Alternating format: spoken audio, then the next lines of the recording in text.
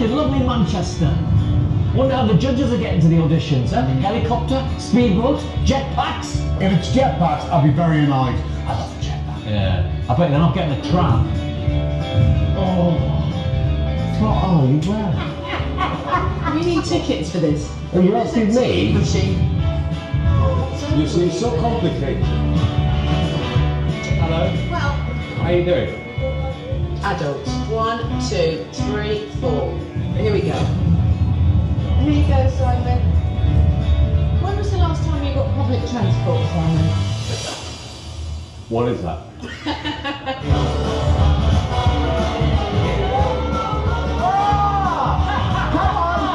No chance on the tram. Expecting the ticket. Well, not officially, but we'll take. Hello, here we go. You like it? Here we go, here we go. See, just like the tram. Here we go.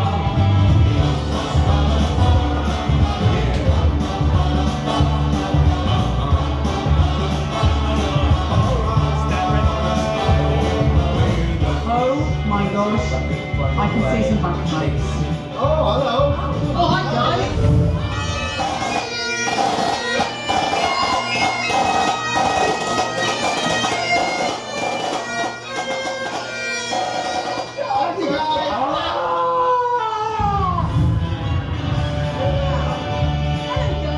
Oh my God! Darling, can you stand that?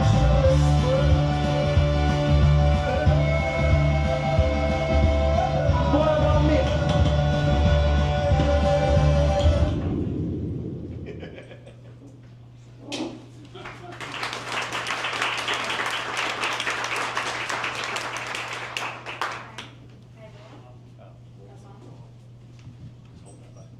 Got it. Hi everyone. My name is Becky Hartung. I work here at Fremantle as a sales and distribution coordinator, and I'm really pleased that so many of you could join us. This moment for me personally is like two of your different friend groups meeting for the first time. So outside of my work here at Fremantle, I am a transportation advocate like many in this room. I am a legislative advocate with Streets for All, who's here today. And I'm also the vice chair of the Passenger Transportation Advisory Commission in Pasadena, for the city where I live. So this is really great to look out into a sea of faces, some of us who only know each other because we follow each other on Twitter.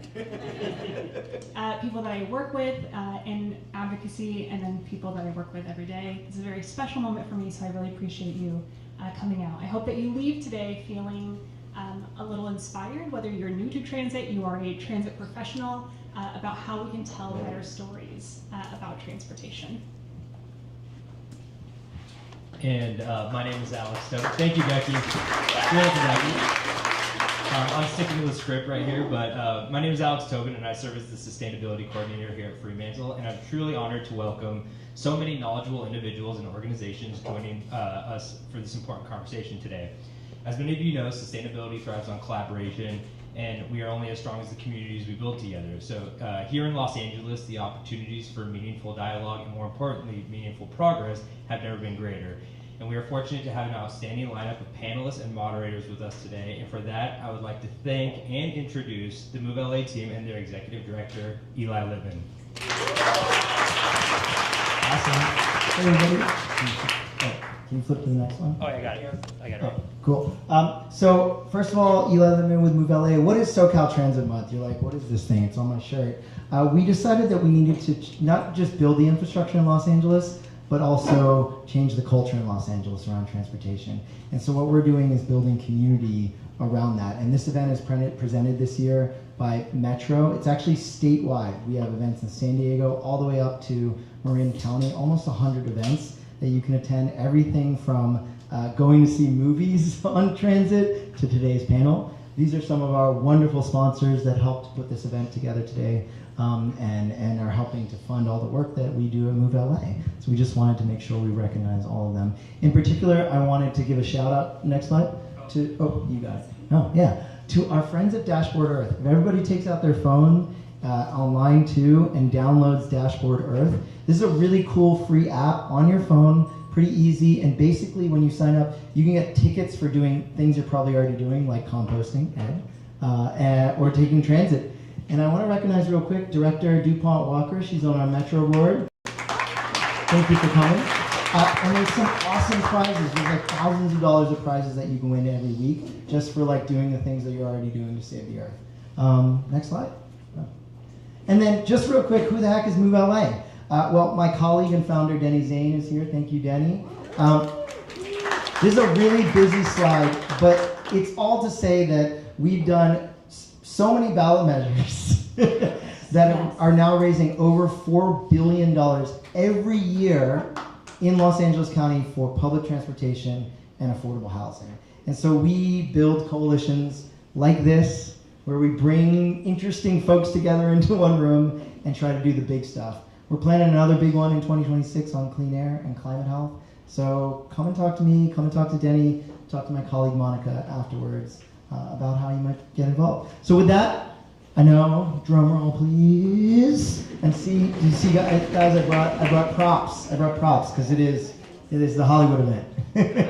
So I will first start with Bill Wolkoff, who is a producer and a writer. Olga Lexel, who is also a writer and also does our social media. Thank you, Olga. The legendary Ed Begley Jr., actor. And Adam Conover, comedian and producer of my favorite podcasts and shows and all kinds of fun stuff. And then I will hand it now over to our moderator, Alyssa Walker. One more big plug, torch.la. Go sign up for a newsletter, support her work. She is doing the most incredible on-the-ground reporting on LA, but more specifically, these big mega events coming up. So Alyssa, take it away. Thank you, Eli. Thank you so much. Wow, it's really exciting to be here with this stellar roster. And I'm so excited to ask my first question. How did you get here today? It's actually like a really good question. I'll start. I rode a Metro bike to the Red Line, popped up and covered a press conference that was happening, we'll talk about in a minute, got back on, rode it to Universal, and rode the Burbank bus here. It was seamless and enjoyable. Adam? I'm going to say shamelessly, I drove here today. Unfortunately. Boo me all you like. For this particular day, that happened to be the best way for me to get here in the schedule that I had. Well, we can get into more why I still advocate for transit despite occasionally driving to destinations like this one. I sadly had to drive too. I'm disappointed in myself. But I did have dental surgery today. I had a root canal just a few hours ago. To get here in time, I couldn't do it with public transportation, given the distance between the two. But I'm happy to be here with this illustrious group. Thank you.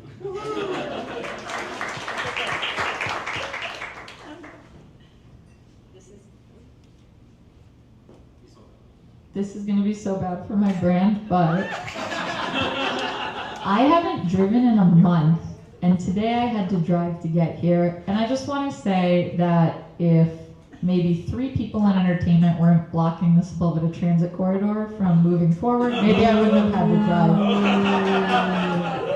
drive. Deep cut. I took my bike. I live in Glass Hill Park, Mount Washington area. LA River bike path is a great way to get to this part of town. A little hot, but not too bad. This is a good time of year to do that. But I think it's a testament to, while we do have good public transit, better than most people realize, it can still be improved because it should be easier for all of us to take public transit to get here, no matter where we are in town, no matter when it is. Yeah, and we are kind of in a transit desert, I would say. Like, it's not too far from the train line, but there's the bus. There's a few buses, but it was a long wait to the next bus. That Burbank bus, though, is pretty good. When it's coming. It's coming right away. Adam. Yes. We have worked together. Yeah. I was an actor on Adam's show one time, playing myself. And we did a show about traffic safety called Adam Ruins a Murder. You're making content about the importance of taking transit and the danger of cars. Can you talk a little bit about how you've leveraged that as part of your brand? Sure. Let me say, first of all, I've lived in LA for about 10 years. For about 6 years of that, I didn't drive at all. And part of that was, thank you. Part of that was sheer stubbornness. I moved here from New York, and I was angry about being forced to drive. And I said, you know what? LA has better transit than most people think, and I'm going to use it. It's a wonderful way to get around the city. And I think that, when I moved here, everyone said to me, oh, you have to drive. There is no public transit. Nobody takes it ever at all. I believed that for the first couple of years I lived in LA. Then I had a really frustrating experience on the road. I was I had one of those drives home where I came home stressed. Like I left work feeling great, and when I got home I was stressed out because of what had happened in traffic. And I looked up, is there a bus that goes from my house to my work? And there was. And I just had never thought to even look it up before, because nobody even suggested that a bus was something that I could take. And so I made it my mission for a number of years afterwards to just sort of let people know that transit exists here and how it could make our lives better were we to invest in it even more. LA has a specific problem of, we actually have, by some measures, the #2 transit system in the country after New York in terms of yearly ridership, I believe, across the entire system. And yet people say about Los Angeles that there is no public transportation at all. And part of that is because it's class segregated here in a way that it isn't in New York. In New York, everyone takes the subway at least a couple times a year. But here in LA, a lot of folks just literally have never gone underground, never gotten on a bus. And that invisibility makes us invest in it less. And so that's what I've tried to do over my career. A lot of it is not just, I try to promote public transit in LA, but also, car culture itself is car-based development has been such a disaster for the entire United States. It's like a generational mistake that we made, over the last 100 years. It's going to take 100 years to fix it. But just telling that story is something that I've tried to do for my work for years. So, yeah.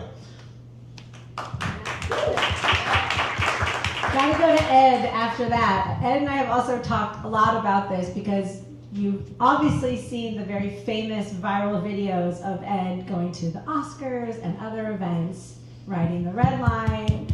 Yes, you can definitely clap for that. They closed the station. The Hollywood and Highland station is closed for security when the Oscars are happening. So Ed has to walk from the next station down Hollywood Boulevard. Can you believe this? Is there anyone from Metro here who can fix this? We've talked a lot about how you first realized that riding transit was an important thing for you to do, and it kind of started when you were going out and getting your acting jobs. And you said you were just trying to save money, and it allowed you to have more creative freedom because you didn't have to pay for a car. Also, from the youngest age, it was something that was familiar to me because my father took public transportation in New York when he worked as an actor in theater and different TV shows and films that he worked on back east.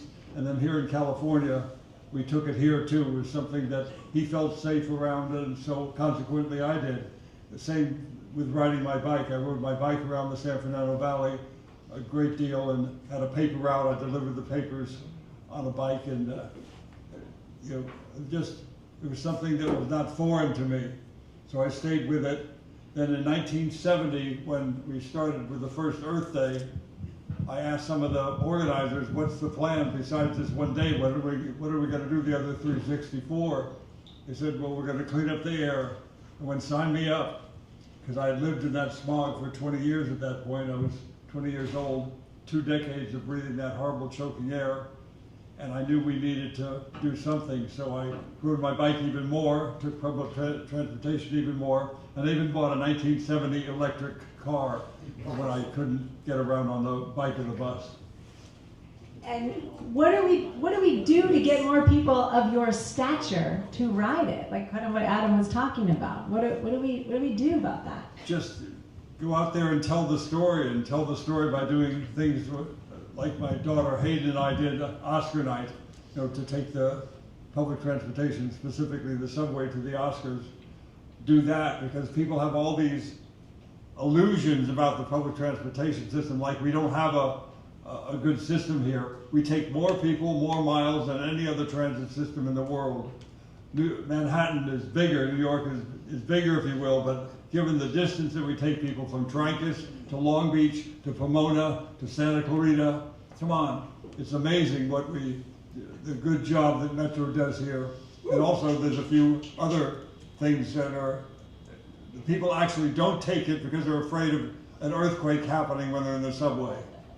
Safest place to be, safest place to be. I would definitely I would pray that I could run into a subway station if something happening, because it's a tube, it's not a box like this. Tubes don't fall down.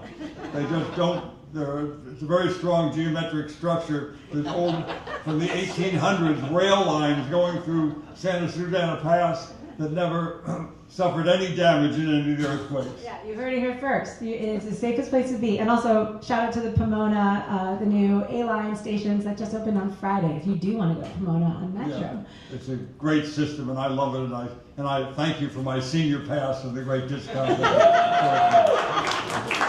People figured me out years ago. They went, wait a minute, all this stuff, riding the bike and taking the bus, you're not an environmentalist, you're just a cheapskate. But that's a very valid reason. I want to talk to my friends who do like production and show running and that kind of stuff, because, you know, I've had the great pleasure of being ridiculed on national television by a comedian for taking transit to a set. God bless you for that. Yeah, I mean, what's up with that? He called it dystopian nightmare.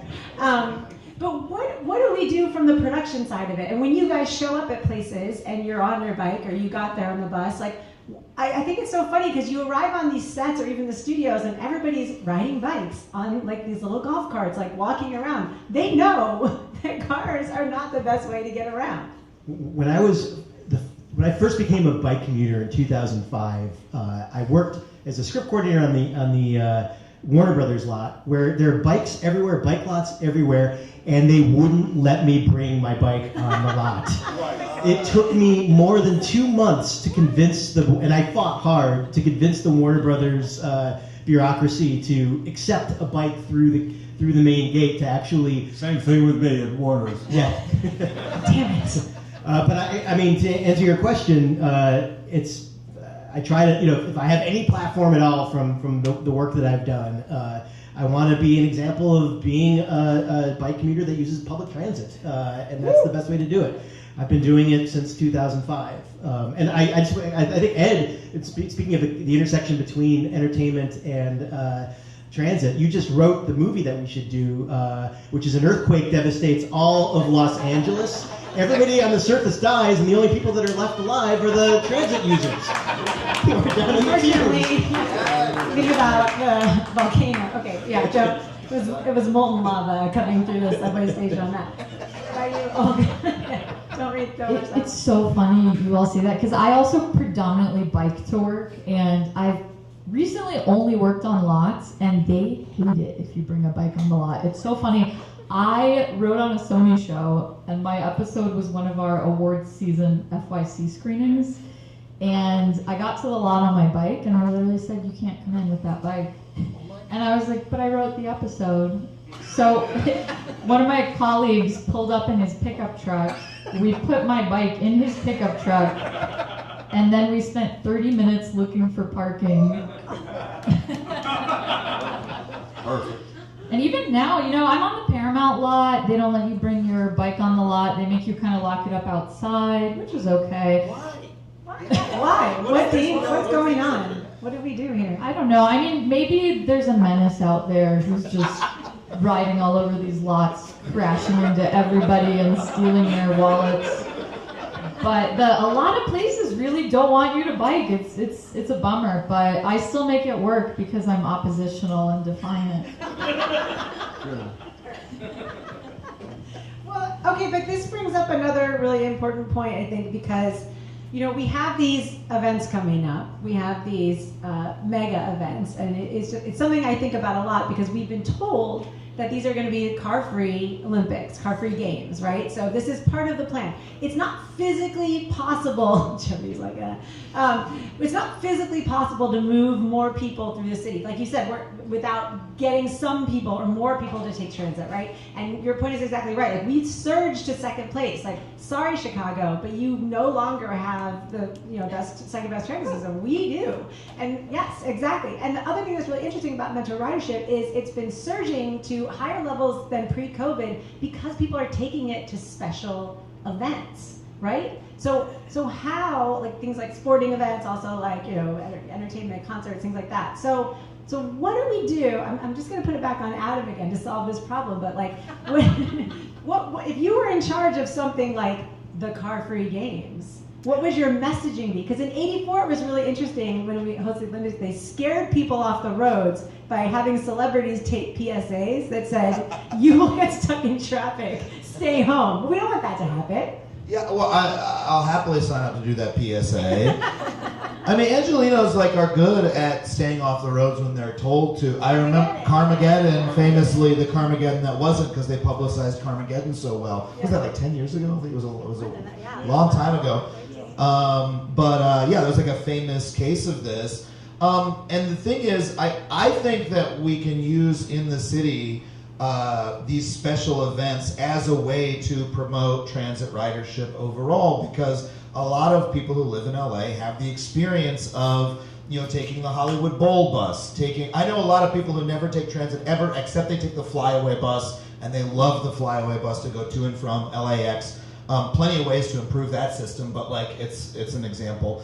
And so I think even just a really robust shuttle system that's well publicized, I think can get more people used to riding the bus more often. And I don't know, I'd love to see us think bigger about how we can just do some test cases to show people how powerful this would be. I'm fantasizing a little bit, but I live on the stretch of Sunset between Echo Park and Silver Lake, where there's tons of little shops and restaurants, right? It's like what if you took one cool Brooklyn neighborhood and stretched it out really long, right? And the result is the traffic is terrible in that area on Saturday and Sunday because people are going to brunch and they got to drive a mile and a half to go to some boutique or whatever. And there's all this crappy street parking, right? There's meters that it's 3 cars every quarter mile, can use these meters. And I've always felt my God, if you just even on the weekends, no parking and just ran some buses back and forth, right? And gave people the experience, I ran them every 5 minutes and gave people the experience of I hop on, hop off, I can go from thing to thing, etc. Just as a test case, the way that it could make people feel about transit differently, I think could be really powerful. So I see all these big events as an opportunity to spread the experience of, I rode the bus, I had a fun time, I talked to my neighbor, it was great, it was more efficient than trying to get there in my private car. I mean, everyone, when you go to the Hollywood Bowl or something like that, and you're on the bus and you're looking at all these fucking suckers stuck, on a slow, windy street in their cars, and you feel better than them, right? When I'm on the flyaway bus, that flyaway bus somehow drives faster than anyone could drive in a car, right? To get to and from LAX. And that's the feeling you want to give people, is I'm beating the system. And I think that we can do that. Yes, that's great. Olga, you look like you wanted to jump in there. Let's talk about the content we would produce, right? You do policy stuff as well, right? So what would be your goal? Hollywood Bowl is an amazing example. 1/3 of the audience arrives there without a car. That's phenomenal. I mean, I grew up in Chicago and I've lived in a few other cities abroad. You mean the number 3 city? The number 3 city. It's now called the 3rd city instead of the 2nd city. Throwing down. Yeah, I think I'm gonna leave. This is bullying. Yeah, I mean, it's funny. Unlike other cities, we really have a class problem here when it comes to how you travel. The biggest predictor of class status in Los Angeles is whether you own a car or not. This is something that's been studied. We have, as me, I came up as a writer. If you ever work as a writer's PA or an office PA, those jobs literally in the job description require you to have a car. And shout out to Streets for All for working on legislation to say that you can't just require people to own a vehicle that costs, thousands of dollars a year. But I think a lot of it is just changing the perceptions around like public transit being something that you only use if you're destitute. It's wild to me that there's such a class stigma attached to it. And you'll hear people all the time go, I would never take the bus, but if there were a shuttle that went between one location and another, I would pay for that shuttle. And you're like, you just invented the bus. So I do think there is an element of people not really understanding what kinds of forms of public transit there are. But I think Metro's been doing a great job with things like, as a huge Taylor Swift fan, when they rebranded the Metro lines by the stadium as, Speak Now and other Taylor Swift things, people were so excited about that. And they got Taylor Swift to pay for that, I think people really, especially seeing like celebrities engage with this. Taylor Swift, by the way, shot a music video on the Metro system. I think that helps kind of show, this is a place that anyone can actually go. I think getting into content is a really good way in to talk about that. Like, for going to like Bill, our writer, and then Ed, our famous actor. How do we get more transit into these storylines? Like, I guess your hat technically does have transit on it right now. So the show that you do work on is a type of transit. But like, how are we getting that to the people that way? That's a great question. This is a Strange New World, shameless plug. Our season 3 of our show is out now on Paramount Plus. Watch it.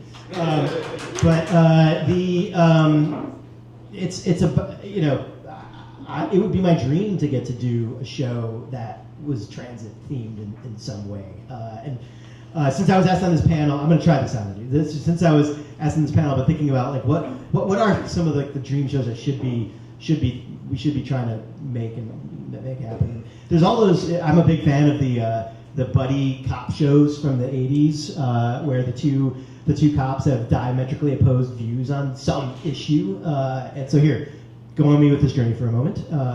You've got a hotshot young lieutenant just joining the force, and he's always his dream. He's raised on Fast and the Furious movies, so his dream was to be a cop driving some hot, huge muscle car. And he's paired up with an old school veteran lieutenant who is out of touch with the world in every way except for one. He only rides the transit.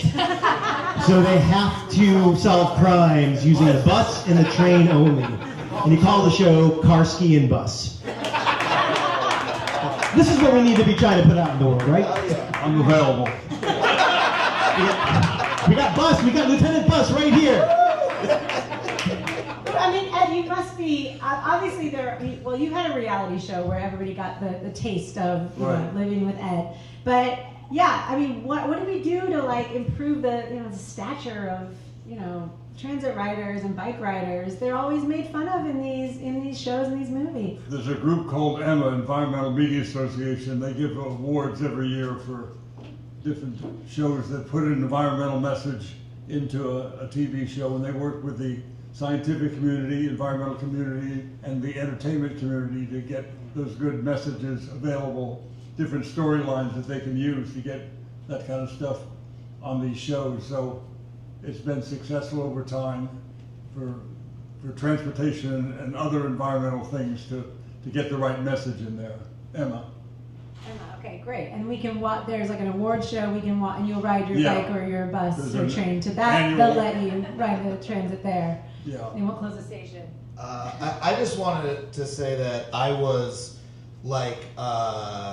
made fun of by people when I started taking the bus here. I started, I'm a stand-up comic. I started writing material about why I take the bus. And like an older comic who lives in LA was like, I know why you really take the bus. You got a DUI. That's like the joke. Oh, you're riding the bus. You must have a DUI. It's like an old LA joke.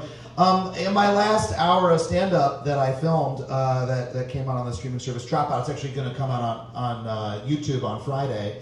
I did about 50 minutes of comedy, like just making fun of people who are like, I've never taken the bus before. I've never met anyone who's ever taken the bus before. I thought those were ghost buses, you know?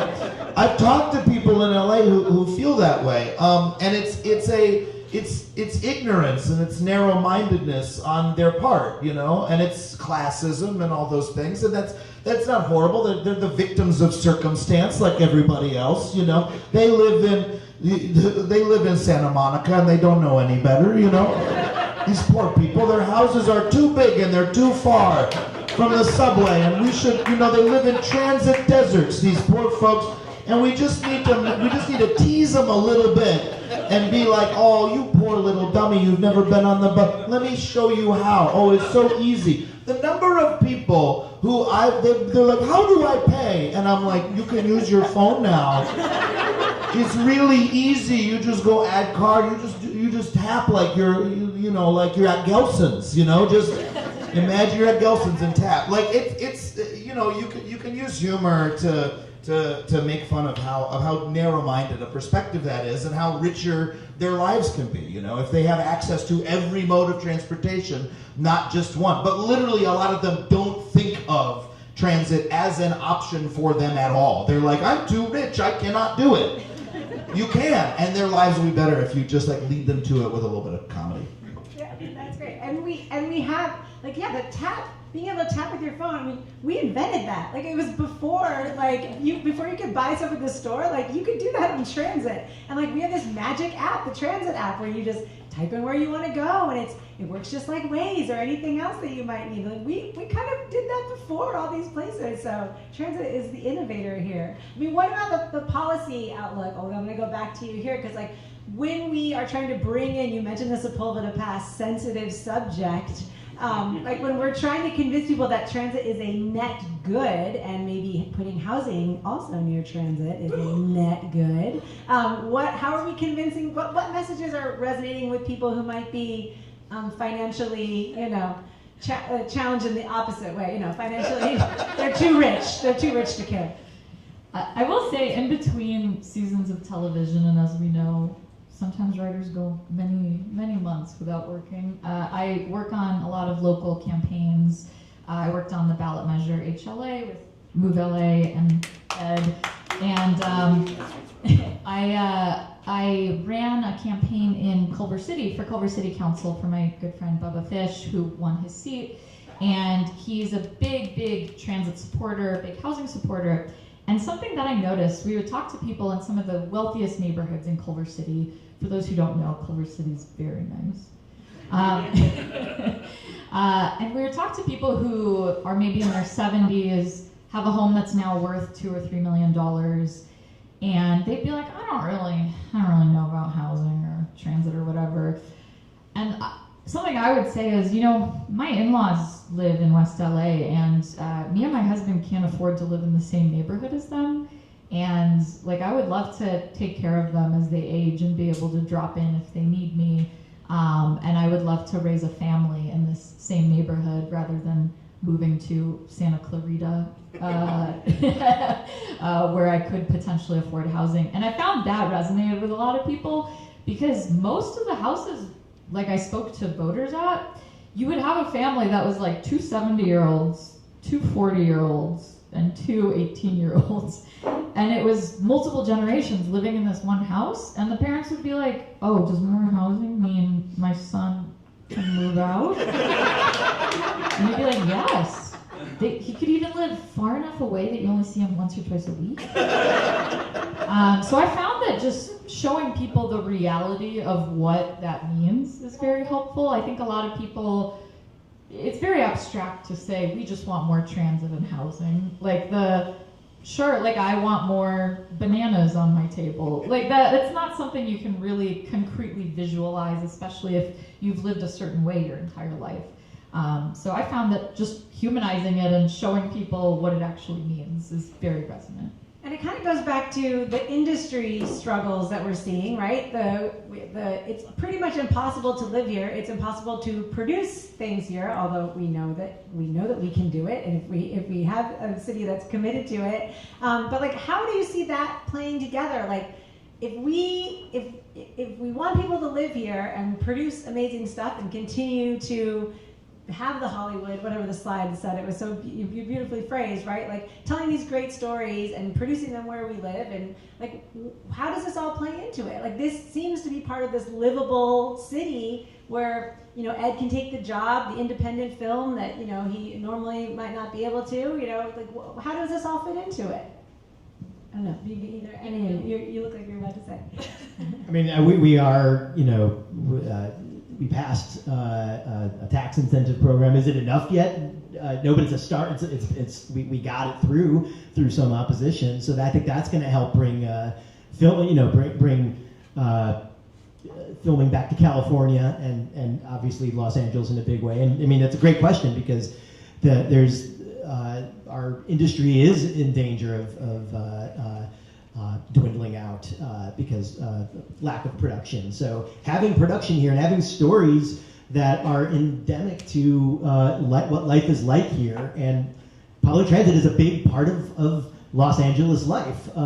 It should only be shot here. That's like the best reason to do a show or a movie that weaves the train and cycling through the city into the tapestry of what the show is. I think that's the best way, and it's so important because we have such a legacy of telling stories that started in this right here, where, you know, like in the city where Fremantle is sitting in right now, and it's so important to keep that up. So it's on, you know, I think it's on all of us on this panel to try to advocate for these kinds of stories that are told here, and it'll be good for public transit and good for the city. And I just wanted to add too, there's this interesting sentiment that a lot of people don't hear about within entertainment, but for example, recently the MPAA, the ratings organization, and a few other groups wrote a letter to the city of WeHo saying you can't paint your bike lanes green because it doesn't make LA look like LA, and we won't be able to film movies, and we'll lose all of our jobs. I'm not exaggerating. And I think this idea that LA looks like a car city, see, it was so stressful, Bill lost all of his hair. But like these ideas are really kind of harmful because if you look at LA's history, it was a bike city and a streetcar city before it was ever a car city. So I think a lot of it too is just making sure all of us show up when these opportunities come up and be like, I'm an entertainment worker and I would like to get to work on a bike safely.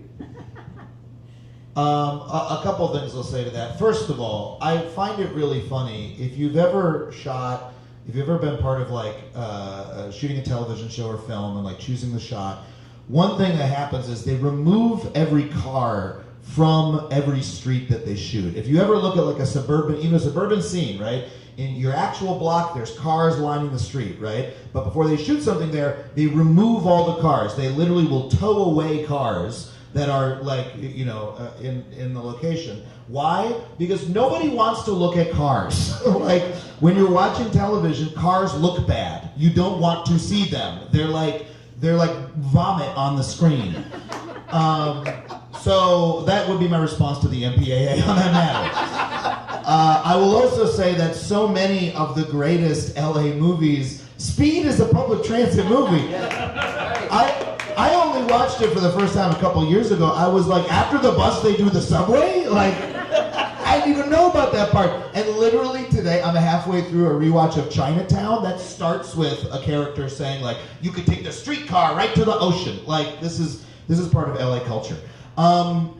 The other thing I'll say though is that, look, in terms of keeping production in LA, I don't have an answer for that right now. I think we probably need to do more in Sacramento to like restrain the big tech industry, which has done more to like destroy the other industry of California than like any other. That might be part of the equation. But also, like LA is the city that it is because people have, you know, young people especially have moved here historically throughout the last 100 years to like make a new life for themselves, especially in creative occupations. And we need this to continue to be a city where that's possible. You know, the first city I moved to was New York City, and I remember feeling like all I got to do is cover rent and buy a Metro card and like a little bit of food and I'm done. And New York is less of a city like that than it used to be because of how crazy rent is. But LA has always had like a higher barrier because people say, well, you got to buy a car and that's expensive. And if we can make this a city where, like, yeah, you can show up and as a young person, and rent is affordable, and you can get around with a Metro Transit card, it's going to be the kind of place that attracts young people who are looking for a place to live and a place to do their creative work, and that's what will power the industry and allow us to continue being like such a vibrant creative center for the world. The green. Microphone. I'm sorry. I always wondered the green that they're painting there for the bike lanes. There's something called green screen. It's not a bug, it's a feature. They can lay down old, 1900s railroad tracks with ties if they want to. We prime the pump for them by putting a bit of green there. They should be thanking us. We have time to take a few questions, and I think we can also check the live stream, but does anyone in the room have a question? I thought you were going to go with like green, green living, I also want to hear, we haven't really talked about like the environmental and climate impact of how important it is to do this, and as a city, we're never going to achieve our goals, although, they're working against us from the federal level. But really, this is like our only real shot at this, because it's not just, like you said, the smog that you were describing. Like, things are really dramatically changing for the better the more people you get on transit. And so that is one way to do it. Does anybody have any questions, or you want me to just keep asking? One thing I will note, oh, sorry, I didn't see you, sorry. This can be a super long. Here, I think that someone's gonna bring a mic to you. I know that this can be a really long battle, for the lack of a better term. How do you manage to keep going, even though this is a very long project? You mean getting the cars, erasing the puke cars off of the, yeah. And just like all of improving transit. Improving that's transit, such a big right. idea and project, and you take the little wins where you can, but like, where do you find the motivation to just keep going? Oh, I mean, for me, it's the wins that have already happened. When I moved here 15 years ago, there was no E-line. It used to take me to get from USC to my first internship 2 hours by bus in Beverly Hills. Now you can just hop on the E-line and get there in like half an hour to 40 minutes. Like the strides we've made over the last decade, thanks in part to Measure M and Measure R. Eli's on his phone. He doesn't care about the phone. He's like texting his next celebrities to appear on the next panel. No, I'm just checking the live feed. No, Eli's amazing. But thanks to Move LA's work on all these ballot measures, we actually have money going into this stuff. Yes, we're so lucky. If you look at footage of what our system was even 20 years ago, Ed knows, he wrote the RTD, the rough, tough, and dirty, as it was known. The fact that they don't call it that anymore, I feel like we've come a long way, and we have to take the wins where we can get them. Yes, Ed, do you want to reflect on that at all? But there, actually, fun fact, not so fun, transit ridership was actually higher when we just had buses, like in the 90s. Like, more people rode transit then, and bus service was actually better. It came more frequently, even though it might have been called it, RTD, a derogatory. But our numbers are actually lower than they were back then. And we've built all these amazing trains and subways. We need things like bus lanes and bike lanes that are painted actually, the right colors. Bill, did you want to add to that at all? And we can see I think Olga said it beautifully. I mean, to me, like, any pushback that we get, like, just it makes it all the more, it fuels me to work even harder. Olga did so much work for HLA, and there was so much pushback afterwards, and it just makes me want to double down even, like, makes me realize, oh, something good, this is good. We're really striking a nerve when HLA gets such strong pushback. So let's keep going. Great, that's the energy to keep going. Yeah, I mean, when we're getting federal pushback, I think that's an opportunity for California and LA to lead more, like, very clearly. But the other thing is, like, I talked to a climate philosopher named Dale Jamieson a number of years ago, who had written a really compelling book about here's every chance we missed on climate change. Here's everything that wasn't done. Here's the bad situation that we're in. And I found the book profoundly depressing. I was like, what do we do? And he said, this has always stuck with me. He said, no matter how bad things are today, there's always something you can do today to make a better tomorrow. And that's like really all you can do. That's all anybody has ever done, is like done something today to make a better tomorrow. And like, you'll die before the work is complete. The people who built the transportation system that we live under, the car-dominated transportation system, they're all dead. Like the work went on after they died. The work turning the boat around, and I'm mixing my transit metaphors, but the Water taxis. Yeah, water taxis. Oh my God! Well, last time I went to New York, they added water taxis. Water taxis are awesome. And we are?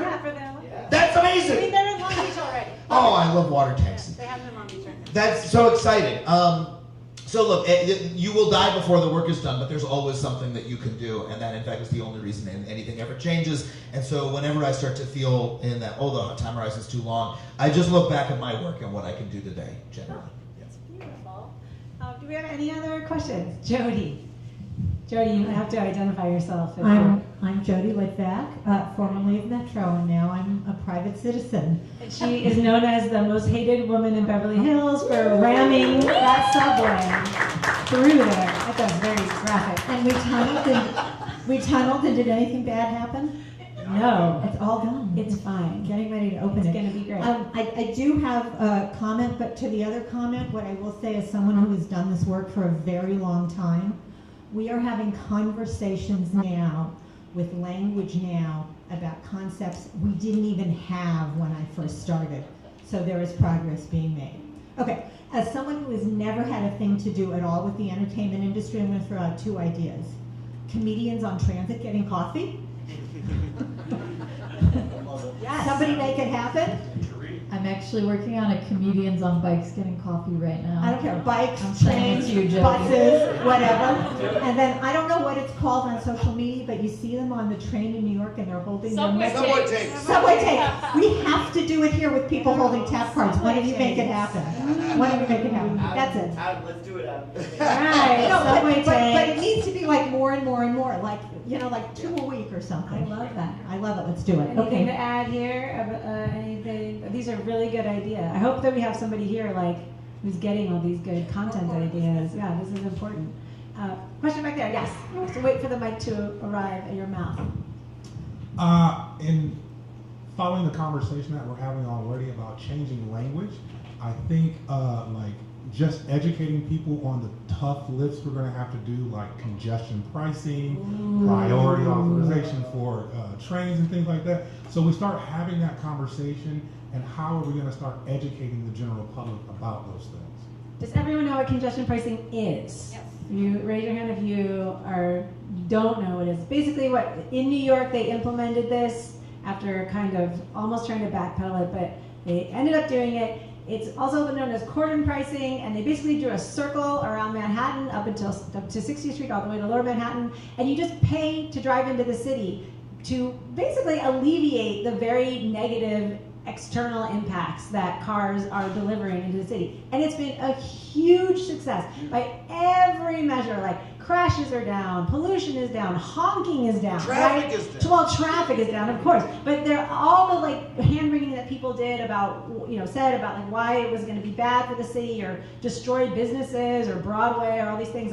It actually has improved all those things for the city, because guess what? And you can also make space for other things that aren't cars. So let's talk about, these really big thorny issues, and not just the Sepulveda Pass, but what do we want to see? Let's dream big. Ed, what are you still waiting for? What's your transit or transportation holy grail that you still need to see here in the city of LA? You waiting for that LAX train? What are you? Yeah, I'm looking forward to that contiguous path to LAX, which is happening soon. And that's very good news, just to use as much money as we can, the most effective way that we can. A lot of people are opposed to rail because they feel it hurts the bus system, and that did happen. I won't deny that happened a lot in the 90s, but now you can have both. You know, it's like a big city transportation system is like a big city hospital. You're going to do a lot of your work with sutures and with medicines and with lab coats and doctors and that sort of thing. That's the bus system, that's the backbone. But rail does something different. It's like buying an MRI for that same hospital. It does something, it costs more, but it's worth it. And I must now explain why I'm in the state that I am. I had dental surgery just before I came here. But how is LA Metro like dental surgery? Well, there's some pain involved and occasionally some drilling. At the end, you're going to like the result. Everybody's going to be happy. Thank you. I'm trying to figure out what the congestion pricing metaphor is for that, but we'll come back. Bill, did you want to add anything to that, or are you? I mean, you guys are. I'm very much in favor of congestion. Yes, pricing. yeah. I mean, how do you sell the people on that in LA? Because there's been studies of where one would be a cordon drawn around the west side, and one would be maybe downtown. But we also have it already on a lot of our freeways. We have fast track. And when you're driving on it, that's basically what you're doing. You're paying to be able to go into the lane, and that money goes to Metro. I mean, we need to teach our city how to be a community that looks out for each other.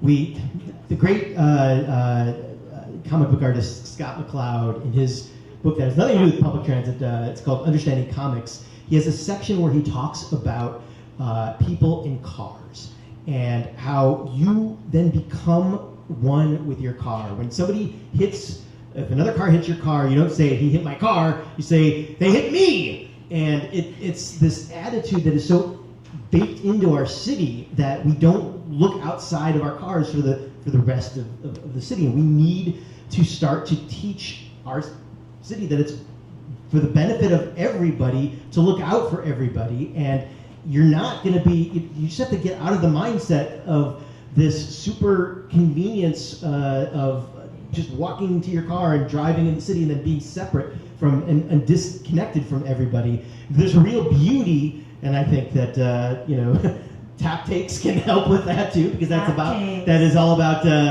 building community. But like that is becoming a user of public transit has made me fall in love with this city so much more than I ever thought I would. And I would love to spread that to everybody else. That's fantastic. That's a great answer, Bill. I'll say for me, as somebody who's worked in comms and policy, I think reframing the way we think about these things is really helpful. For example, in LA, the vast majority of car rides are less than 3 miles. I know people who literally drive 1 block to go to the grocery store. We can talk to people about how, have you considered trying out maybe just once, taking the bus or walking or biking? And I think when people realize 3 miles, that's not a big distance at all, they're a little bit more open to it. I also, for people who really don't want to get out of their cars, and I get it, some people live in Lancaster and commute 3 hours, that's fine. I'm always like, don't you want fewer people on the road so you can get through faster? And I've found that works. It's true. It is true. So I do think, I think there's certain people who are never going to ride transit, like Eli. No, I'm just joking. I'm never going to see Taylor Swift on the E-line. Because she's going to fly from LAX to downtown in a private jet. But I do think people like that, we still need on our side. And I think telling people, there's going to be less traffic for you to drive has been a winning argument for me in many conversations. So I think just reframing that and pointing out to people, we subsidize so much of car driving and infrastructure. The reason that we don't pay tolls, when I moved here and I saw there's no tolls, I was like, what? Every other city has tolls, you pay to use the road.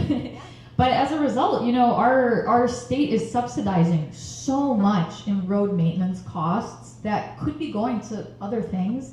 And for me, it's really I think everyone should get their fair share of that money, no matter how they get around, even if you're driving. But you're really just paying the fair cost of use for driving a vehicle. And I don't know, some people might not go for that, let's be real, but I try.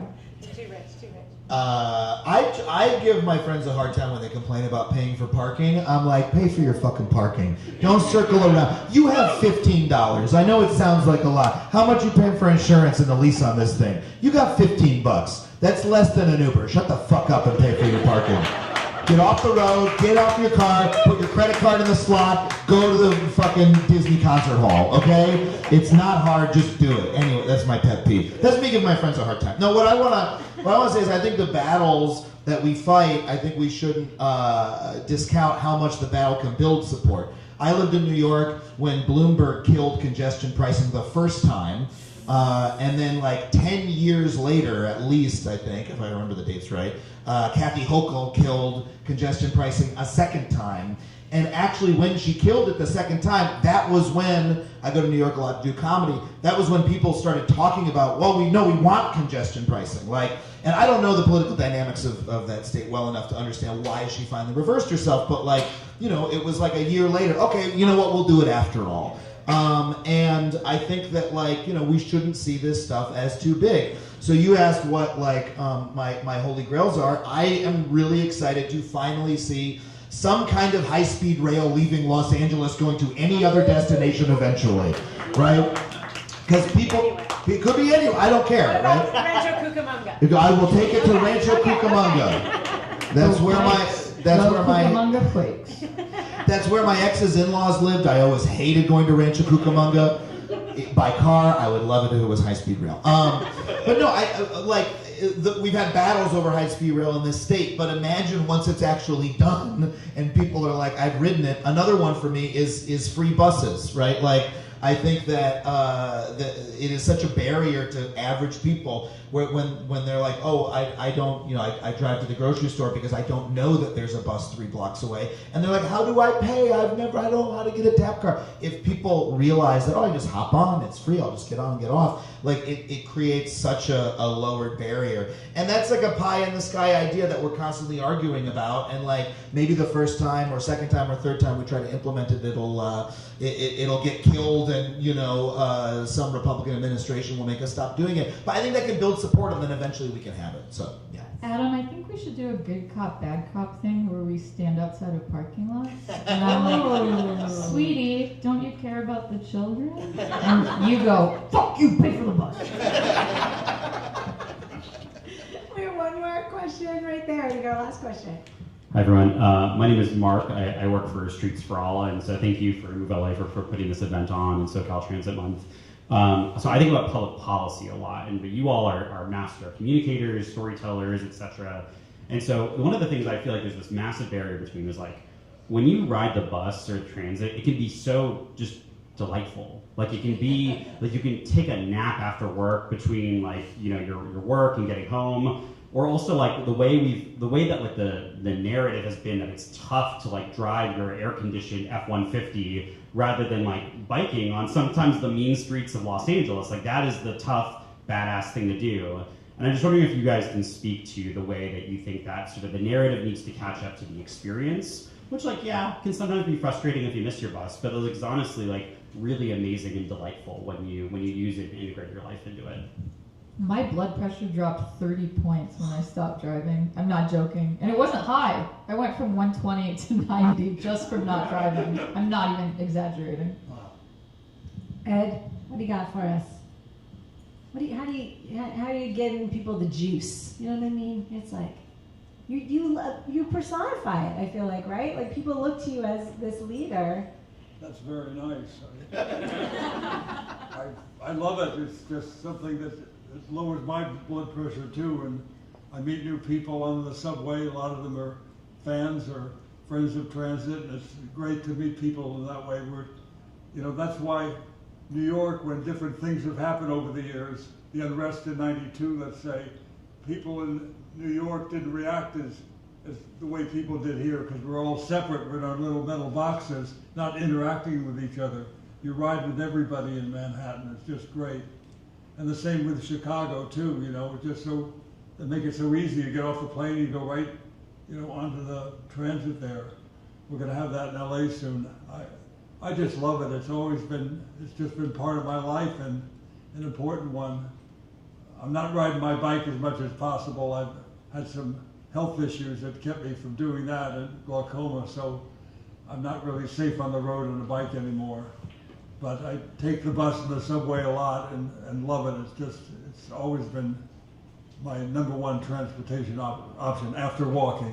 That's right. We haven't even talked enough about walking, and I, as a walker, I really want to just end with that. Did you have anything to add, Bill, before we? I love it. Also, it's in the name. Well, I mean, I know you've heard that before, but it is in the name.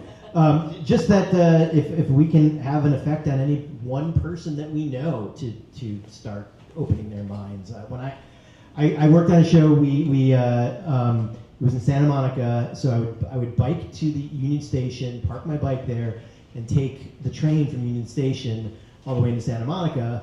And everybody else, half the writing staff was also in my part of town. And they were all complaining about what a nightmare it was to be on the 10 for 90 minutes. And I just took the train every day, and finally they started taking the train with me. It's like they're like, whoa, we can do this? This is a thing? And so I think it's incumbent on all of us to try to spread that around a little bit if we can, and then they can spread it on, and maybe not in this generation, but in the next one it'll be different, and it won't have that stigma attached to it anymore. So that's my dream. The kids already love it though. Like my kids are like heavy There we transit, go. and that's a lot of it is not just from like transit. They love metro. We got out there and rode to Pomona on Friday, but things like Ciclavia have changed their minds because they live in a world where all we have are open streets events. They think it's happening all the time. It's not strange for them to think that like we would close streets and let people get around that way. So let's look to the children. I'll have one more plug too to remind you that it is public transit as we see the increasing privatization and control from other entities trying to take away our choices for how we move around. Unions build our transportation, unions drive our transportation. We are all in unions up here that are advocating for a more livable city and telling great stories about that. And like I said, on the way here, I was popping out to go to that press conference where it was a bunch of unions, Teamsters, DGA, WGA, IATSE, trying to say what we're doing really matters. And we're doing it right here next to the B line/red line, and we're advocating for a better world. And then, within 30 minutes, Jimmy Kimmel got reinstated. Transit user, rides transit. He rides transit to host Emmys and do other things. So let's just fight for the version of public transit that we can all be a part of as this community. Yay.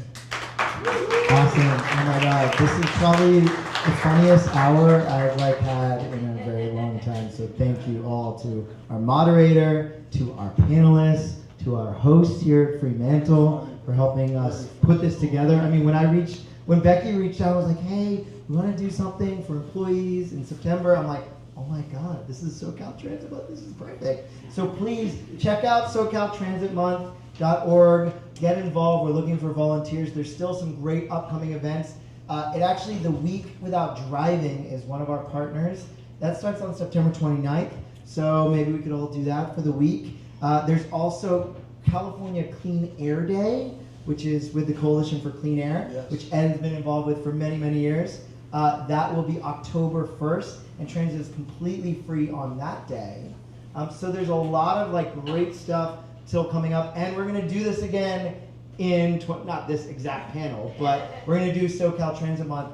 Probably just going to be statewide California Transit Month in 2026. So if you want to get involved, we need your help with that. I love these ideas here. I'm totally into doing hot rail takes on the A line, the world's longest line. Maybe change the name. Oh. Okay, rail. You have time for it's so long. You have time for maybe 2 full-length movies to be filmed. Totally on the A line. That's true.